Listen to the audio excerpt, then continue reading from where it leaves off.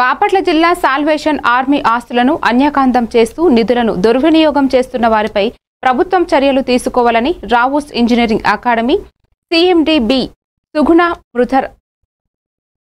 సుగుణామృతరావు కోరారు. బాపట్ల పట్టణంలోని పాండురంగపురం రోడ్డులో గల అకాడమీ కార్యాలయంలో ఏర్పాటు చేసిన సమావేశంలో ఆయన ప్రసంగించారు. అన్యాక్రాంతం చేసి నిధులను దుర్వినియోగం చేసిన వారిపై ఫిర్యాదు చేయడం జరిగిందని, ఎంక్వైరీ కూడా జరుగుతుందని ఈ సందర్భంగా ఆయన పేర్కొన్నారు. వీటిలో ముఖ్యంగా బాపట్ల సెంట్రల్ కోర్ ప్రార్థనా మందిరం పక్కన ఒక అక్రమ కట్టడాన్ని నిర్మించారు. ఆ అక్రమ కట్టడం నిర్మాణానికి సంబంధించి అప్పుడున్నటువంటి వాసిమల్ల శేఖరు మరియు సంఘ పెద్దల్ని ఇది అక్రమ కట్టడం, మున్సిపల్ అనుమతులు తీసుకొని కట్టండి అని చెప్పినప్పుడు వారు దాన్ని తృణీకరించి మీటింగ్ పెట్టలేదు. ఈ కట్టడం కోసం అని చెప్పి దాదాపు 22 నెలల్లో 52 లక్షల రూపాయలు డ్రా చేశారు. వాటిల్లో కొన్ని ఖర్చులు పోగా 30 లక్షల వరకు దుర్వినియోగం చేయడం జరిగింది.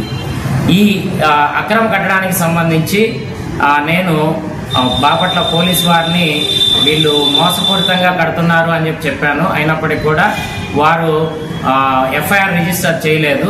దీనిపైన గౌరవ కలెక్టర్ గారికి బాపట్ల జిల్లా కలెక్టర్ గారికి, అదేవిధంగా గౌరవ మంత్రివర్యులు శ్రీ నారా లోకేష్ గారికి కంప్లైంట్ చేయడం జరిగింది.